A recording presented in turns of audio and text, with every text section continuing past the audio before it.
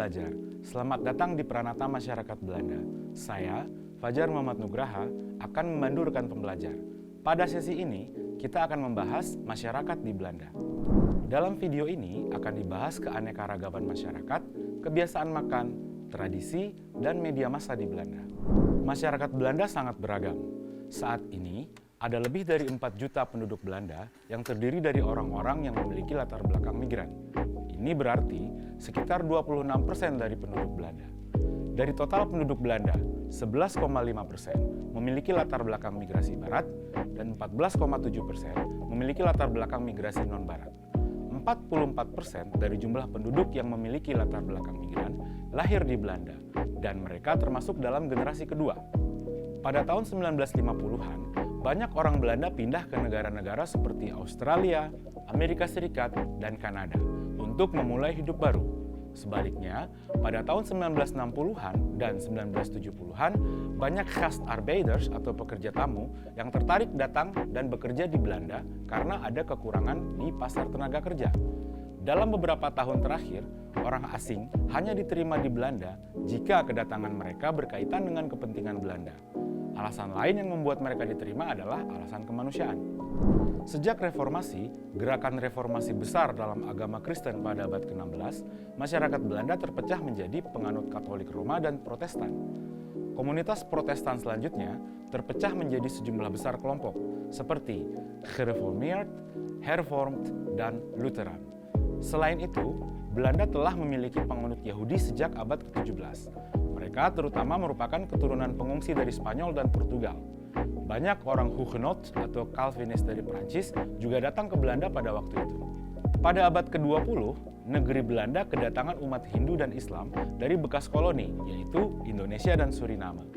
Jumlah Muslim telah berkembang pesat sejak tahun 1960-an karena masuknya jaringan imigran dari Maroko, Turki, Indonesia, dan Suriname. Pada pertengahan abad ke-20, pengaruh gereja di Belanda menurun. Sekularisasi pada awalnya terjadi di kalangan Protestan, tetapi kemudian juga di kalangan Katolik. Saat ini, lebih dari separuh orang Belanda tidak lagi berafiliasi dengan komunitas gereja. Pada masa lalu, konsep verzuiling atau pilarisasi menjadi ciri khas masyarakat Belanda. Konsep verzuiling menunjukkan adanya gerakan ideologis yang berbeda, yaitu Katolik, Protestan, Sosialis, dan Liberal. Setiap pilar memiliki perhimpunan, surat kabar, lembaga penyiaran, sekolah, dan partai politiknya sendiri. Sisa-sisa fenomena ini masih dapat ditemukan di bidang penyiaran, pers, pendidikan, dan kelompok kepentingan. Pilarisasi telah berkontribusi pada fakta bahwa di Belanda, gesekan di antara kelompok-kelompok ideologis yang berbeda relatif kecil. Masing-masing kelompok hidup mandiri di samping kelompok yang lain. Saat ini, masyarakat Belanda telah berubah. Sekarang, kita melihat gerakan progresif, konservatif, dan liberal. Masyarakat yang dahulu terpilarisasi secara bertahap hanya menjadi sejarah. Semua warga negara Belanda diperlakukan setara. Hal tersebut diatur di dalam Grondwet atau Undang-Undang Dasar Belanda, pasal 1 yang berbunyi, semua yang berada di Belanda diperlakukan sama dalam kasus yang sama. Diskriminasi atas dasar agama, kepercayaan, pendapat politik, ras, jenis kelamin, atau alasan lainnya tidak diperkenankan. Ada ungkapan terkenal di kalangan masyarakat Belanda, yaitu "Doe maar gewoon, dan doe je al gek genoeg", yang berarti bersikaplah biasa saja, maka kau bertindak cukup gila apa adanya. Ungkapan tersebut ternyata bukan hanya ajakan untuk bersikap biasa, tetapi juga merupakan sumber di balik pemikiran orang Belanda. Salah satunya yaitu untuk berbaur. Beberapa citra orang Belanda menurut orang asing antara lain, orang Belanda berkepala dingin, mereka tidak suka kepura-puraan, mereka keras kepala, menyukai kebebasan, dan terbiasa membela diri dan ide-ide mereka sendiri. Citra lain orang Belanda adalah mereka lebih suka bernegosiasi daripada benar-benar terlibat dalam sebuah pertentangan. Mereka telah terbiasa berdiskusi dan membuat kesepakatan satu sama lain selama berabad-abad.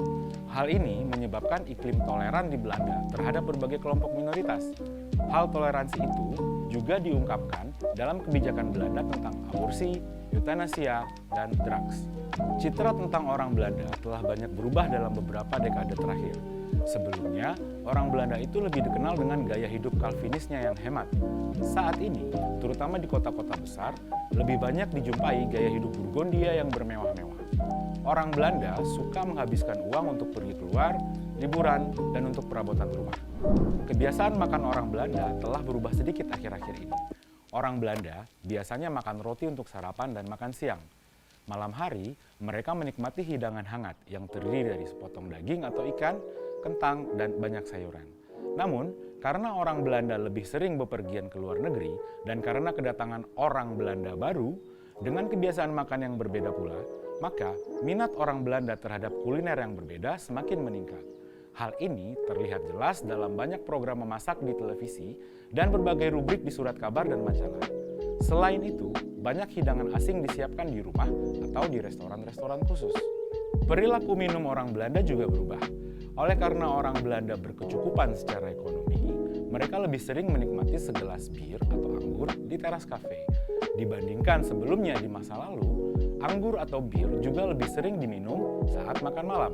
Saat makan siang, orang Belanda lebih suka segelas susu atau secangkir kopi atau teh. Namun, jumlah konsumsi alkohol di Belanda lebih rendah dibandingkan di Prancis, Jerman, Italia, dan Spanyol. Orang Belanda adalah peminum kopi sejati. Mereka meminum kopi sepanjang hari di rumah dan di tempat kerja. Menawarkan kopi atau teh segera setelah kedatangan tamu merupakan hal yang dianggap sopan. Pengaruh restoran asing sangat besar di Belanda. Berbagai restoran asing dapat ditemukan di semua kota besar. Secara khusus, masakan Cina dan Indonesia terwakili secara luas, yang merupakan warisan dari masa lalu Belanda. Anda dapat menemukan restoran Cina Indis di hampir semua kota atau desa di Belanda. Restoran Jepang, Suriname, Spanyol, Italia, Yunani, dan Turki juga menarik khalayak luas. Kostum tradisional tidak lagi banyak dipakai di Belanda. Paling banyak ditemukan di kota-kota wisata seperti Marken dan Volendam, dan juga di komunitas yang sangat konservatif seperti Staphorst.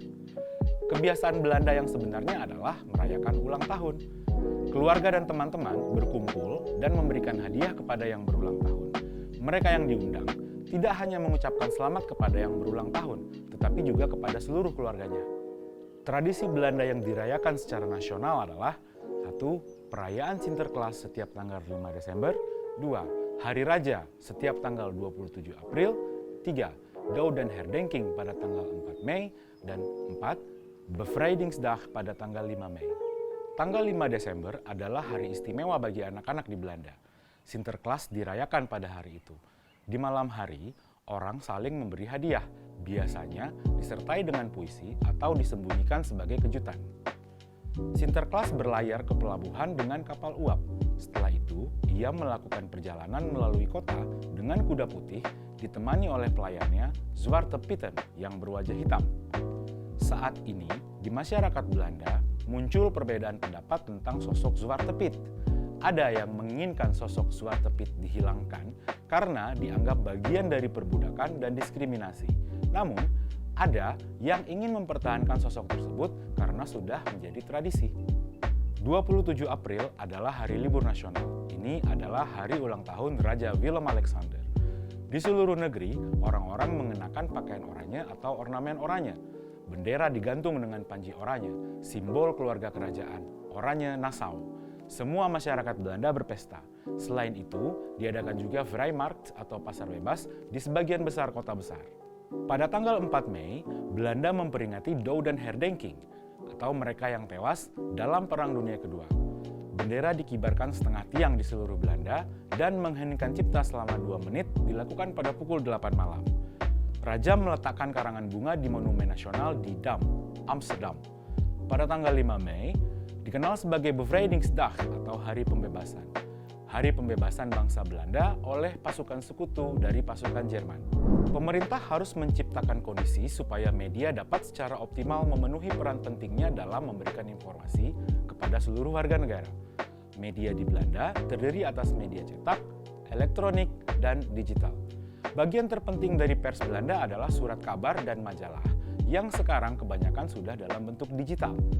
Harian nasional terbesar adalah De Telegraaf dan Algemeen Dagblad, ditujukan untuk khalayak luas dan surat kabar berkualitas NRC Handelsblad, Trouw, dan De Volkskrant. Selain harian nasional, ada banyak harian regional, seperti Het Parool di Amsterdam, De Gelderlander di Nijmegen, Leids Dagblad di Leiden. Untuk majalah dapat dibagi menjadi majalah opini, majalah publik, majalah penyiaran, dan majalah tema khusus. Majalah opini yang paling penting di Belanda adalah Vrij Nederlands, HP atau De Tijd, dan Elsevier. Sementara itu, majalah khusus wanita yang penting adalah Libel dan Margriet. Di Belanda ada lembaga penyiaran publik dan komersial. Lembaga penyiaran ini dapat bersifat nasional, regional, atau lokal yang memiliki tugas atau identitasnya sendiri. Lembaga penyiaran publik membuat program yang disiarkan di saluran radio dan televisi publik. Mereka menentukan isi program dan juga bertanggung jawab untuk itu. Ada berbagai jenis lembaga penyiaran publik yang terdiri dari 1. Tak Omroepen atau lembaga penyiaran tugas yang terdiri dari 2 lembaga, yaitu 1. NOS atau Nederlandse Omroep Stichting yang menyediakan berita independen, dan yang kedua NTR yang merupakan gabungan dari NPS, Teleak, dan RWU. NTR membuat program tentang seni dan budaya, masyarakat minoritas, pemuda, pendidikan, dan jurnalisme. Omroep Verenigingen met een Erkenning atau lembaga penyiaran terakreditasi saat ini terdiri dari 6 lembaga penyiaran, yaitu Avrotros Paunet, BNN Vara, KRO NCRV, Omroep Max WNL, EO, dan VPRO Human. Berikutnya, Omroepen met een Voorlopige Erkenning atau lembaga penyiaran terakreditasi sementara terdiri dari 2 lembaga penyiaran, yaitu Ongehoord Nederland dan Omroep Zwa. Kami juga menyediakan materi dan tautan video YouTube yang dapat digunakan rekan pembelajar untuk lebih memahami materi. Selain itu, ada juga kuis, latihan, dan tugas yang harus dikerjakan oleh rekan pembelajar untuk mengetahui sejauh mana rekan pembelajar memahami setiap materi. Baiklah rekan pembelajar, demikian video untuk sesi ini. Sampai jumpa di video berikutnya, tetap semangat belajar dan feel sukses!